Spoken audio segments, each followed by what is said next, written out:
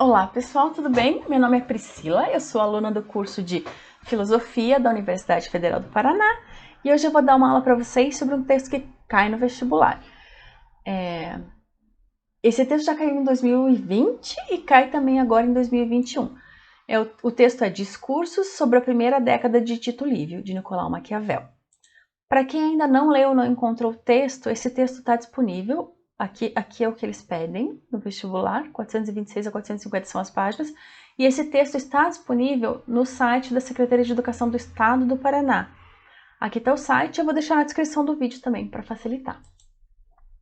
Vamos entender o contexto histórico desse texto, que é muito importante. Maquiavel nasceu em 1469 em Florença, o que hoje a gente tem como Itália, mas na época não era a Itália que a gente sabe hoje. Ele nasceu no reinado de Florença. Para a gente ter uma ideia do tempo em que ele nasceu, o fim da Idade Média tem como marco temporal 1453, que foi a tomada de Constantinopla. Constantinopla era a capital do Império Bizantino. A gente tem essa data, mas né, a Idade Média não foi assim, tipo, acabou agora. Foram transformações culturais e sociais que fazem a passagem das eras, né? Então o fim da Idade Média foi ali pouquinho antes dele nascer. A invasão moura na Península Ibérica, que durou 700 anos, acabou em 1492, quando Maquiavel era vivo. Os europeus chegaram à América em 1492. Leonardo da Vinci pintou a Mona Lisa em 1506. E Lutero foi excomungado em 1520. Nisso tudo estava Maquiavel, ele era vivo. Então, imagine o contexto em que ele nasceu. Ele faleceu em 1527 em Florença também. A divisão da Itália na época. A Itália não era o que a gente conhece hoje. E, aliás, o que a gente conhece hoje tem 100 anos. Essa Itália é de 1919, nesse formatinho que a gente tem, que a gente estuda. Mas na época ela era completamente dividida. Aqui são os principais reinos, para entender mais ou menos a localização de Maquiavel ali. Era um reino de Nápoles, os Estados Pontífices, onde ficava o Papa, República Florentina, ficava Florença, onde Maquiavel nasceu, Ducado de Milão e a República de Veneza. A França, a Espanha e o Império Germânico eram mais coesos do que era a Itália na época. E havia uma grande disputa entre o Papado e o Império Germânico. Lembram que Lutero foi excomungado, né? E Lutero era germânico. Esse aqui é um mapinha da Itália na época. Isso aqui são países e reinos diferentes. Não é uma Itália, não há uma unificação aqui. A unificação da Itália aconteceu muito, muito tempo depois. O reino de Nápoles, os estados papais, aqui assim tá Roma. Conseguem ver? E aqui pertinho tá Florença, esse laranjinho aqui. Foi aqui que Maquiavel nasceu. Para vocês terem uma ideia, a Sicília na época era da Espanha, então era uma bagunça total. A gente não pode pensar na Itália dele como a Itália que a gente tem agora. Maquiavel nasceu sob o governo da família Médici. Era um reinado quando ele nasceu. A família Médici ficou 300 anos no poder entre idas e vindas. Mas ele nasceu sobre o reinado da família Médici e quando virou república ele virou secretário. Porém, essa república não durou para sempre. Os Médici voltaram ao poder e Maquiavel foi exonerado. Com isso, ele escreveu O Príncipe e ofereceu para Lorenzo de Médici. Ele fez isso para tentar voltar ao seu posto político, ao prestígio político que ele tinha. Porque ele era um diplomata, ele viajou vários países, ele escrevia sobre essas viagens, sobre diplomacia. Ele começou a escrever sobre política da forma como a gente conhece, quando ele foi exonerado, quando ele perdeu os seus poderes e tentou voltar. O Príncipe, que é a obra mais famosa dele, que faz alguns pensarem que ele é monarquista, foi escrito nessa época. Mas os discursos têm um discurso bem diferente dessa visão monarquista. Os discursos mostram que Maquiavel era republicano, ele queria a liberdade. Ele morreu em 1527, quando o imperador do Império Romano-Germânico saqueou Roma e destituiu o Papa Clemente. Papa Clemente, que era um Médici. Ele morreu ele morreu quando os Médici saíram do poder pela segunda vez. Enfim, ele não conseguiu de novo o cargo dele.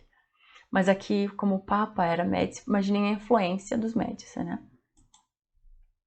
E quem foi Tito Livio, sobre o qual Maquiavel escreveu? Tito Livio era um historiador romano, ele escreveu 142 livros, e Maquiavel escreveu sobre os 10 primeiros, até porque grande parte desses livros se perderam. Maquiavel não tinha acesso e a gente também não, até hoje. Esses livros narram a história de Roma desde a fundação até por volta do ano 9 depois de Cristo. Essa aqui é a capinha do livro, bonitinha, né, para vocês verem. Falam desde a fundação da cidade. O que dizem os discursos, o texto de Maquiavel? O texto, na parte que a gente vai falar ali, ele é bem resumido, mas ele fala da república, do governo livre. A república pressupõe o quê? A igualdade de todos perante a lei e a participação dos cidadãos nos rumos do Estado. Para isso ele fala da organização da república e estuda os modelos e as instituições fundamentais. Tem aqui dois conceitos que é importante a gente ressaltar, eles são importantes de serem falados, de serem ressaltados, que é a fortuna e a virtude. Eles são usados tanto no discurso como no príncipe, então entender o que ele quer dizer com isso é importante. A fortuna o que é? A fortuna não é dinheiro, a fortuna é o acaso, é a sorte, favorável ou desfavorável. A fortuna são os acontecimentos. Na época de Maquiavel era muito presente a imagem da roda da fortuna, né? Que era justamente a roda, que vai girando, tipo, uma hora tá em cima, outra hora tá embaixo. As coisas vão acontecendo, às vezes de forma cíclica ou não, mas tipo, elas são imprevisíveis. E a virtude, contextualizada nessa inconstância da fortuna, o que é? É o que permite ao governante refletir sobre como agir para obter um bom resultado perante os acontecimentos. A fortuna força o homem a colocar sua virtude em prática, a reagir da melhor maneira possível. A virtude é a capacidade do homem perante a fortuna. A virtude vem da onde? A virtude é uma construção ali. Maquiavel não deixa muito claro nos textos, né? Mas dá para entender que a virtude é uma construção do antropocentrismo. Como a gente falou, ele está ali no fim da Idade Média e no começo do Renascimento. Ele pegou o Renascimento italiano, fantástico. Leonardo da Vinci ali, imagina. O que esse período trouxe? Trouxe o antropocentrismo, colocou o homem como protagonista, como medida. Antes era tipo Deus e Deus era o poder supremo e o homem não era o protagonista das coisas. A igreja tinha muito poder e tudo mais. Aqui tem um retorno ao homem, um retorno ao pensar, aos valores da antiguidade, um retorno à vida cívica e política. São poderes, formas de pensar, de valores antigos e até novos que foram amadurecendo, mas que colocaram o homem como protagonista. E daí vem a virtude. É do homem decidir da melhor maneira o que fazer perante os acontecimentos, ou a fortuna.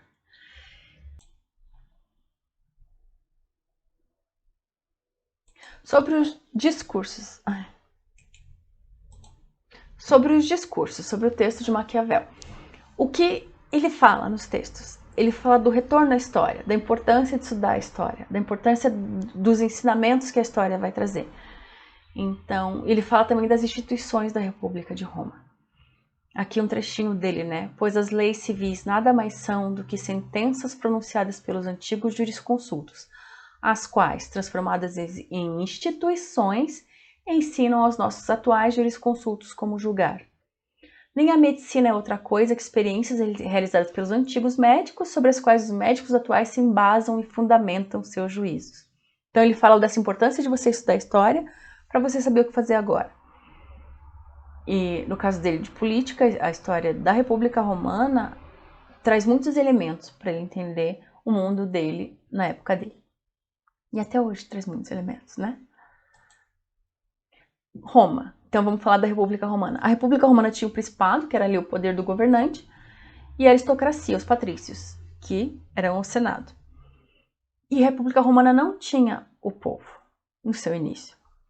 Como ele diz aqui, havendo em tal república os cônsules, que eram o principado, e o senado, somente se tornava mista de duas das três qualidades acima descritas, isto é, o principado e o regime otimático, que eram a aristocracia. Faltava-lhe apenas dar lugar ao governo popular. O principado que era? O principado eram os cônsules. O cônsul era o cargo mais alto político da República Romana. A cada ano, 2 cônsules eram eleitos simultaneamente para servirem em mandatos de 1 ano. Se alternavam entre si mensalmente. Então não era 1, eram 2. E o Senado, que era? O Senado, os senadores eram nomeados, não eram eleitos. Eles eram apenas homens da classe patrícia. Senado quer dizer homem velho, né? Então o Senado tem uma origem, né? Que quer dizer homem velho. É literalmente conselho de anciãos. No Brasil, até uma curiosidade, a idade mínima para ser senador é 35. E para ser deputado federal é 21. Então, são coisas que perduram, né? Para ser presidente e vice-presidente é 35 anos também. E os tribunos da plebe, o que eram? Os tribunos da plebe foi quando o povo teve alguma representação no poder, que era do principado, dos cônsuls, os senadores e os tribunos da plebe. Mas eles foram instituídos já com a República Romana em andamento. Como surgiram os tribunos da plebe? Com a queda dos Tarquínios, ele cita no texto isso, que foram os últimos reis de Roma.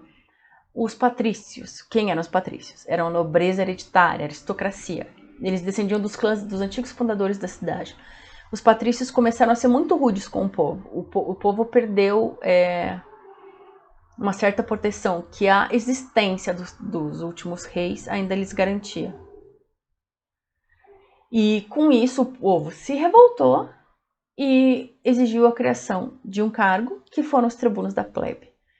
Então a lei foi necessária aqui para que a nobreza não subjugasse assim, demais o povo.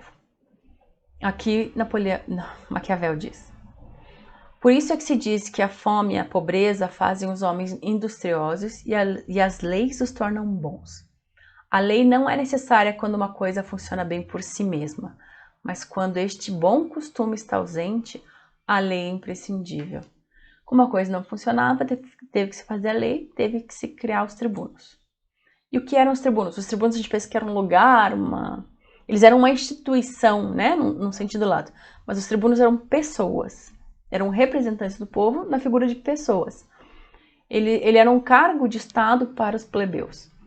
O que podiam fazer os tribunos? Eles podiam convocar assembleias da plebe, convocar reunião do Senado, propor leis, intervir em nome dos plebeus em assuntos legais, vetar ações dos cônsules e outros magistrados para proteger a plebe. Eu imagino o que era do povo sem eles. Inicialmente eles eram 2, depois passaram a 4, 5 e 10. Chegaram a 10 tribunos. Eles eram eleitos pelo conselho da plebe e eles tinham inviolabilidade pessoal. Aqui só uma curiosidade, mas para entender o que isso representou para o povo, né? Os tribunos podiam ser buscados por qualquer pessoa que se julgasse vítima de injustiça, motivo porque suas residências permaneciam abertas dia e noite. Eram figuras públicas e acessíveis. Aqui algumas leis que foram aprovadas com os tribunos da plebe. A lei da Canuleia, que permitiu o casamento entre a plebe e os membros da aristocracia patrícia. Imagine que não era proibido. A gente tem uma ideia de Roma como se fosse libertária e tudo mais. Não. A lei Licínia, essa fantástica, ela extinguiu a escravidão por dívidas. E a partir dela também passaram a ser eleitos 2 cônsules, que eram um patrício e um da plebe. A lei que instituiu a igualdade religiosa e também leis que fizeram as resoluções, deram mais poder ao povo pelas assembleias populares e pelos plebiscitos. Então foram passos muito, muito importantes para o povo, para a representatividade das pessoas. Assim deu-se a criação dos tribunos da plebe, depois da qual o governo daquela república tornou-se mais estável, por terem todas as 3 formas de governo à sua parte. E foi-lhe tão favorável a fortuna, permanecendo mista, tornando-se uma república perfeita, perfeição a que se chegou pela desunião entre a plebe e o Senado. Então ele fala que esse contraponto que os tribunos da plebe fizeram na república é o que deixaram ela melhor, é o que ele fala ali de como perfeita. E dessa desunião entre a plebe e o Senado, o que ele quer dizer? Ele quer dizer dessa discussão, né? Dessa tese, dessa antítese, desse movimento que essa desunião causa, né? Não é um incentivo à briga, até porque os romanos eram muito civilizados, se a gente for pensar. Mas quando ele fala de desunião, é justamente esse contraponto, esse poder comunicar, o poder ter teses antagônicas, ter humores diferentes. Ele fala muito em humores no texto. Tá, os conflitos, né, que eu tava falando. A nobreza, que eram os patrícios, e a plebe, o povo. Deste modo, depois de muitas confusões, rumores e perigos de escândalo que surgiram entre a plebe e a nobreza, chegou-se, para a segurança da plebe, a criação dos tribunos, os quais foram instituídos com tanta preeminência e reputação que, a partir de então, puderam sempre estar entre a plebe e o senado, obviando a insolência dos nobres. Então, os tribunos vieram realmente para proteger a população, né, o povo, e eles foram instituídos mesmo. Havia um primor pela lei, pela organização social em Roma, né? Isso é muito antigo. O direito romano é estudado até hoje, tem muita mais do direito romano no nosso direito. Então havia um respeito às instituições e dali puderam ser instituídos os tribunos. Tá? O povo e os grandes. Daí ele fala dos conflitos, que ele elogia os conflitos, porque ele diz que foram os conflitos que geraram essas novas possibilidades para o povo. Que ele fala, né, em alguns momentos, dizem que eram selvagens, que era gritaria e confusão. Mas ele fala que é esse movimento que fez as mudanças. Aqui 2 trechos interessantes. Eu digo que aqueles que condenam os tumultos entre os nobres e a plebe parecem reprovar aquelas coisas que foram a causa da primeira liberdade de Roma. Consideram mais os rumores e os gritos que nasciam de tais tumultos que os bons efeitos que eles provocavam, e não veem que há em toda a república 2 humores diversos, quais sejam aquele do povo e aquele dos grandes. Nem também que todas as leis que são feitas em favor da liberdade nascem desta desunião. Então, o que ele fala? Ele não fala dos governantes, necessariamente. O fato é que, na época, o Senado era da aristocracia. O Senado era de uma classe dominante. E o povo foi nos tribunos. Ele foi pela revolta popular, por buscar, por se manifestar, por gritar na frente do Senado, que conseguiram instituir isso. Então, ele respeita muito isso que ele chama de desunião, de tumulto e tudo mais. Enquanto tinha gente na época dele que falava que eram bárbaros os que iam berrar na frente do Senado. Aqui é o que acontecia lá, né? Gritaria e correria nas ruas. O povo, como protesto, não ia para a guerra. Então, o povo viu algumas formas de desobedecer, né? De forçar negociações com o governo. A gente tem hoje um conceito de desobediência civil. Maquiavel fala no texto dele como obediência civil. Aqui é um exemplo de desobediência, né? Como ele diz aqui, quem examinar bem o resultado destes tumultos não encontrará caso algum em que tenham provocado exílio ou violência em desfavor do bem comum, mas sim leis e instituições em benefício da liberdade pública. Digo que toda cidade deve ter modos próprios por meio dos quais o povo possa desafogar a sua ambição. Ele fala do necessário de tais tumultos e conflitos, né? Esse desobedecer, essa coisa de gritarem, fecharem as ruas, tipo, realmente tumultuar a situação. Foi necessário porque foi pelo bem comum. Foi uma manifestação legítima que motivou uma mudança muito grande. E então, quando Maquiavel fala ali da república, ele fala também dos homens nocivos à república, né? Porque a ideia dele é republicana, não é de principado. É de república, de poder ao povo, e ele faz um grande elogio aos tribunos. E aqui ele fala, o que é mais nocivo à república? Ter como, né, um representante na república. É aquele que nunca teve poder ou aquele que sempre teve poder? É mais nocivo você ter alguém da plebe ou você ter um nobre, um aristocrata? E aqui o que ele fala, no entender dele, o mais nocivo, para voltar. O mais nocivo é o aristocrata. Por quê? O mais das vezes ele é casado por quem mais possui poder. Porque o medo de perder engendra as mesmas vontades que existem naqueles que desejam adquirir. Pois não parece aos homens possuir seguramente aquilo que têm, se não adquirem novamente mais. Além disso, possuindo muito, podem com maior força e maior violência provocar mudanças. Ele fala disso porque é a representação que a gente tem hoje, né? É a nobreza, a elite, a aristocracia que não quer perder seu cargo, que não quer abrir mão pro outro, que não quer abrir espaço. É a mesma coisa. Para manter as coisas como estão, não haverá abertura. A diferença de alguém que vem do povo é que é um movimento. Talvez essa pessoa também cresça com ambição e tudo mais, com uma certa ganância para não perder os benefícios que um cargo, alguma coisa vai lhe trazer. Mas alguém que sempre esteve lá, que sempre foi aristocrata, né? Um senador que já nasceu numa família que há anos é de senadores e aristocratas, sempre esteve lá, ele vai querer se manter lá. Ele não vai querer que as coisas mudem. Então, na visão de Maquiavel, o que é mais nocivo na República? É a manutenção daquela elite, de sempre, no governo.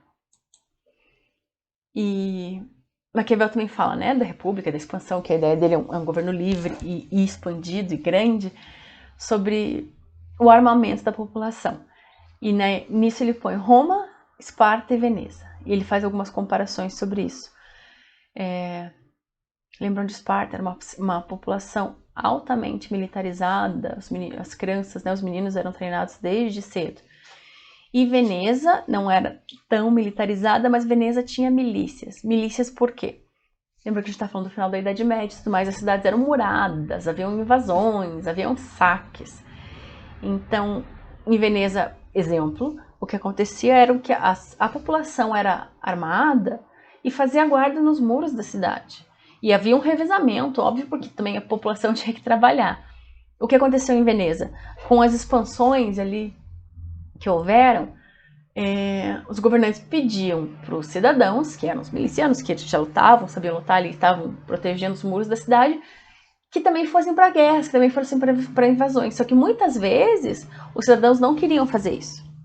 E o que isso acarretou? Acarretou na contratação de mercenários, numa forma de militarização, né? As milícias de Veneza, por exemplo, no início eram chamados milícias comunais, comunais de comune, comunais daquela comunidade. Eram milícias para proteger aquele espaço, para proteger aquele pedacinho de terra, aquele muro, aquela cidade. Quando isso aumenta, vem a necessidade de contratação de mercenários. E os mercenários eram o quê? Estrangeiros.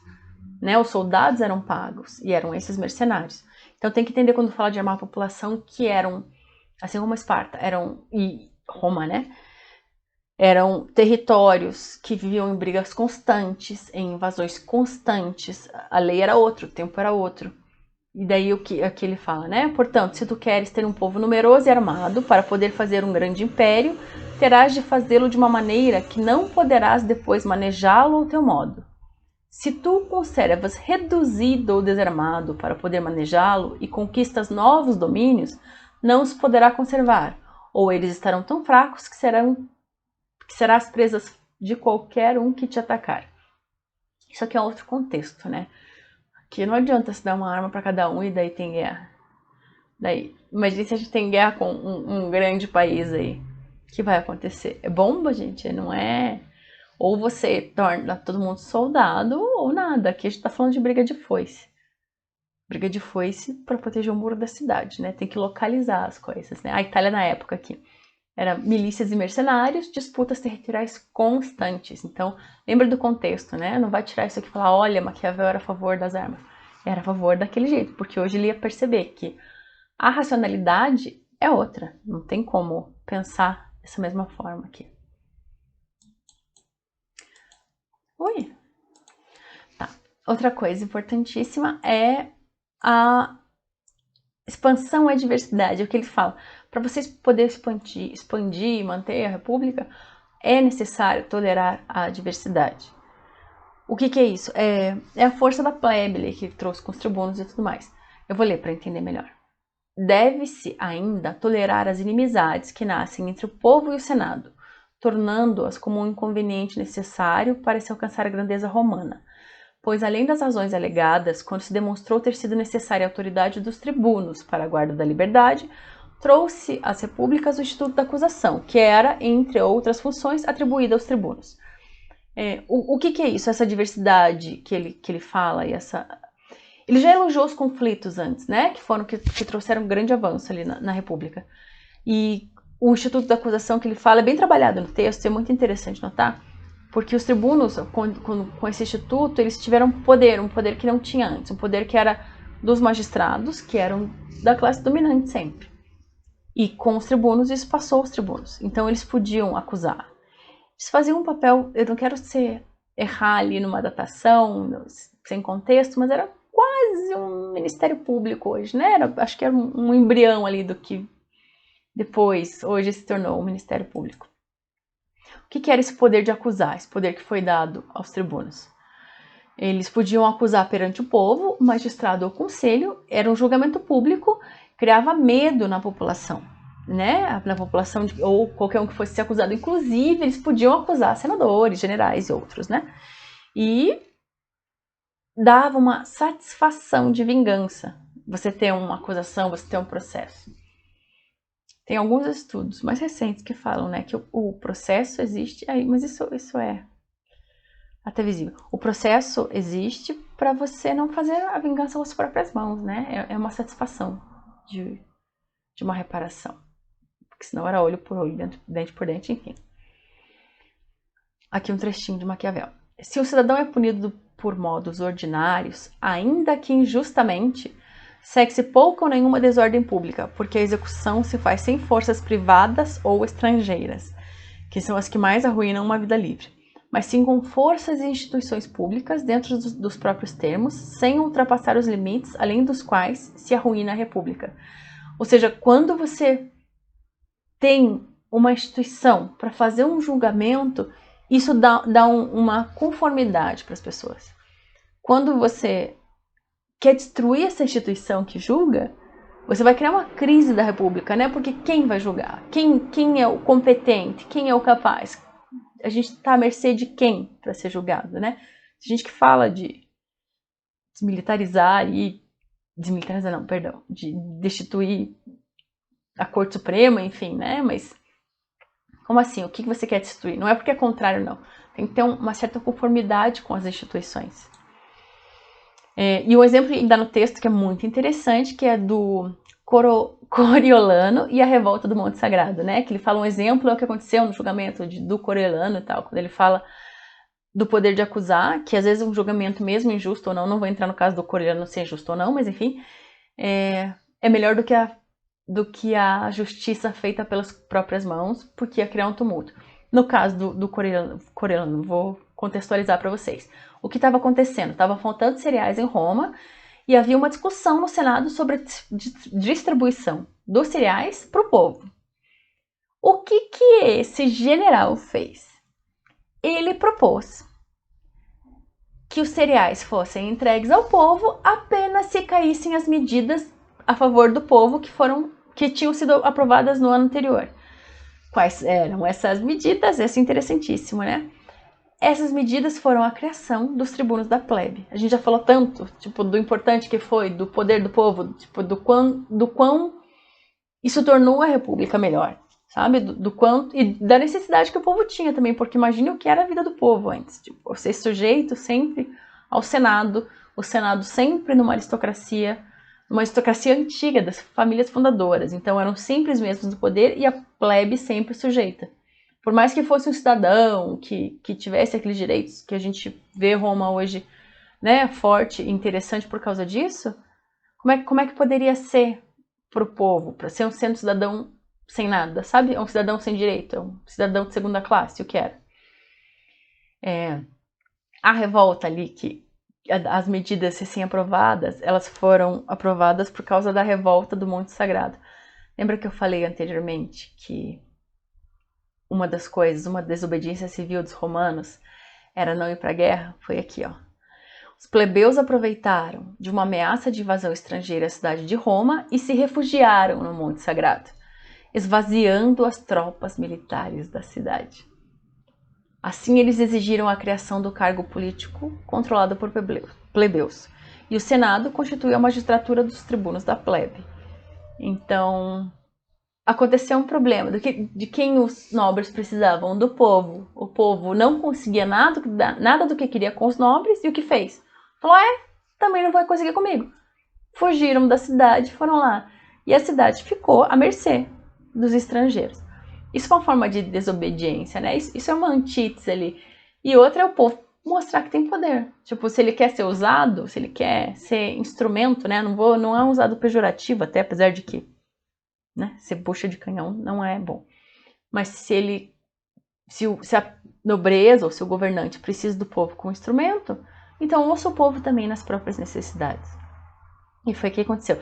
E esse general aí, ele foi lá e falou, não, só vamos dar cereal pro povo se cair os tributos da plebe.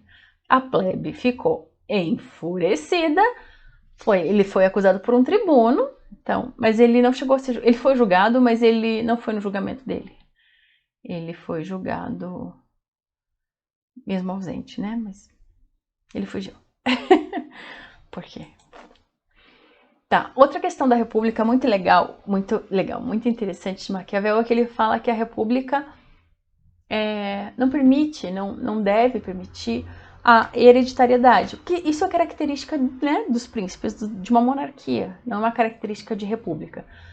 Essa coisa de botar a família, né, no governo, ter todo mundo junto, como eram os Médici ali, né, a família Médici em Florença, onde ele tinha nascido, era isso, né, era governante, banqueiro, um canal muito grande de influências, papa e tal. E tem governante até hoje, né, que tem família no poder. Vamos lá.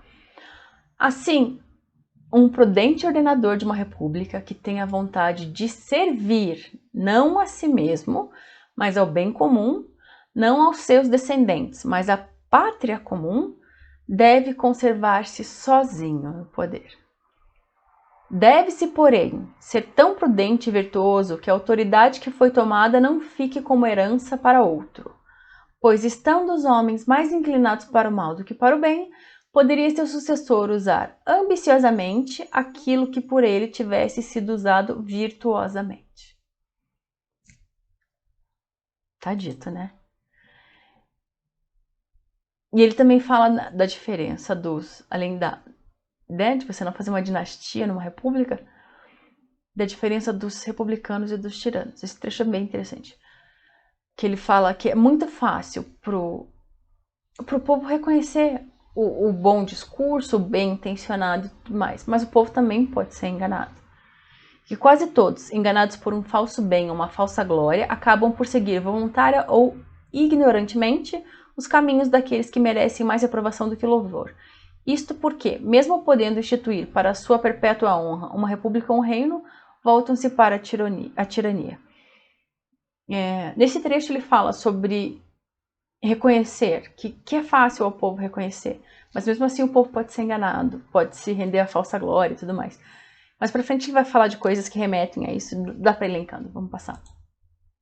Da religião. A religião é uma coisa, né, que, como ele explica, foi usada, e até hoje é usada, para fazer o povo obedecer. É usada como um valor maior, como um mote de união. Muitas vezes também é usada a religião para fazer eu e os outros, né? Ou nós e os outros. Tipo, nós dessa religião contra aqueles, tal. Como se fosse uma briga de valores. Que não cabe bem numa república, né? Numa briga de valores, né? Pode ser uma briga por ideais políticos e tudo mais, mas briga de valores ou categorizar pessoas por religião hoje em dia tá um pouco ultrapassado, mas vamos ler aqui um pouquinho porque a gente vê que tem muita coisa que é atual ainda.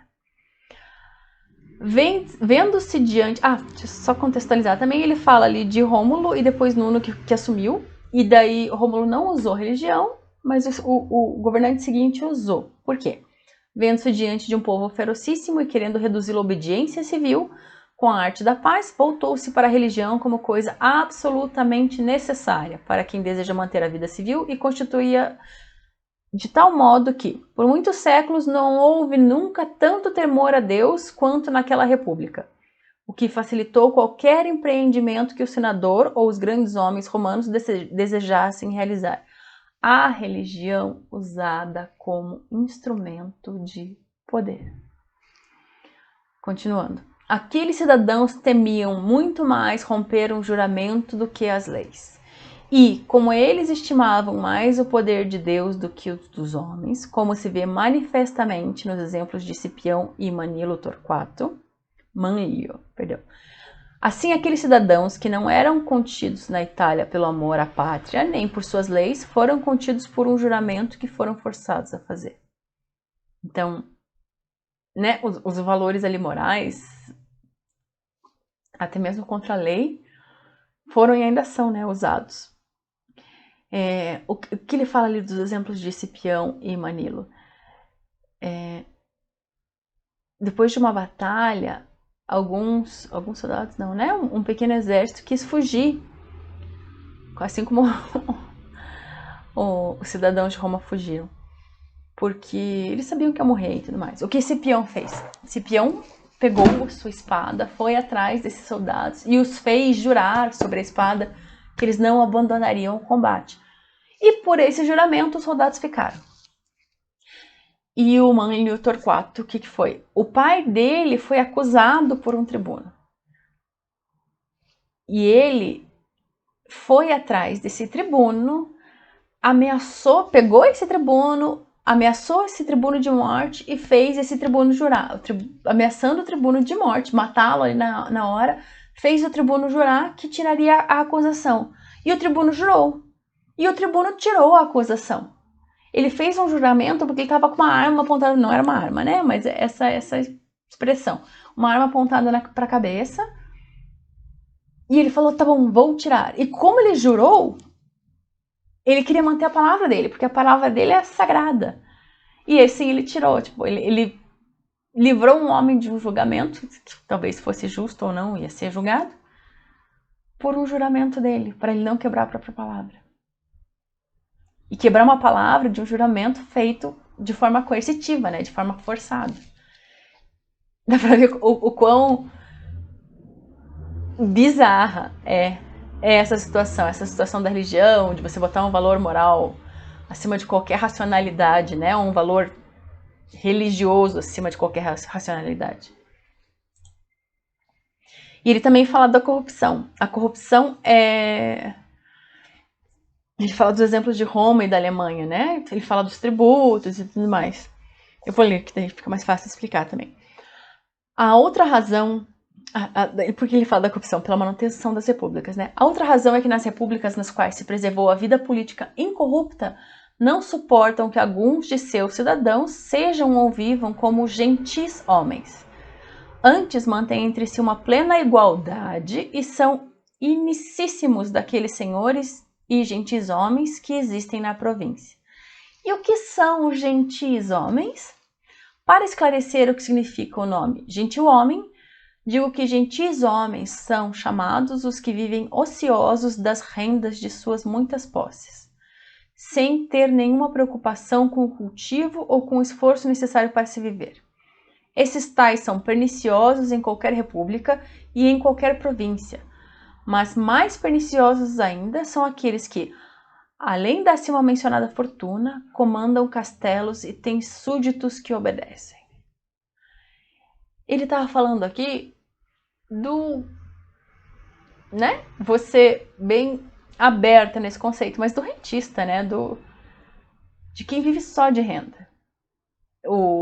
Tem um político paranaense aqui que ele fala que é o capital, né? É o dinheiro que não produz um botão. É o dinheiro que só existe para a especulação.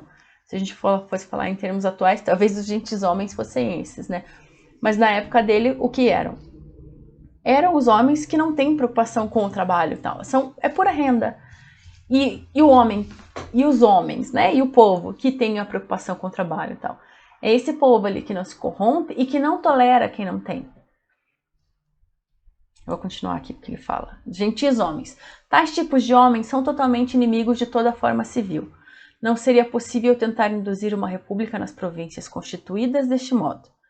Para reordená-los, caso soubesse alguém esta decisão, não haveria outra via que a dali estabelecer um reino. A razão é que, onde a matéria é tão corrupta que as leis não bastam para freá-la, é necessário que, juntamente com as leis, seja instituída uma força maior, a saber, uma mão régia, que com poder absoluto e extraordinário coloque freios à excessiva ambição e corrupção dos poderosos. Né? Aqui, nessa época também, né, já se falava em desigualdade, E já se falava não, né? Já se tinha, sempre existiu desigualdade, miséria e excesso de poder na mão de poder e de riqueza, né? Na mão de uns e tudo mais. E é isso aqui que ele tá falando contra, né? Que é preciso uma mão rédea, que é preciso um governo forte para conter isso. E ele também fala um conceito muito interessante de entender no Estado, do Estado, que é o bem comum.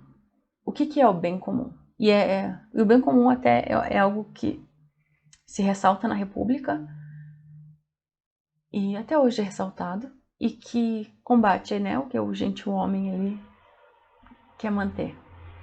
O bem comum é aquilo que dá grandeza às cidades. Não é um bem particular, mas o bem comum. Observado senão nas repúblicas, porque tudo que é realizado é feito em seu propósito. E ainda que cause dano a este ou aquele cidadão privado, são tantos os que são beneficiados, se pode executá-lo contra a disposição de poucos, que por ela tenham sido prejudicados. O bem comum pode ser várias coisas, né? Mas o bem comum pode ser sistema de transporte, o bem comum pode ser saúde pública. Por exemplo, você pode falar, não tem saúde pública porque vai falir os planos privados do país.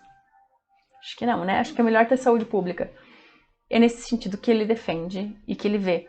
Porque esse senso de comunidade, de crescimento e expansão dentro da comunidade é muito presente no texto.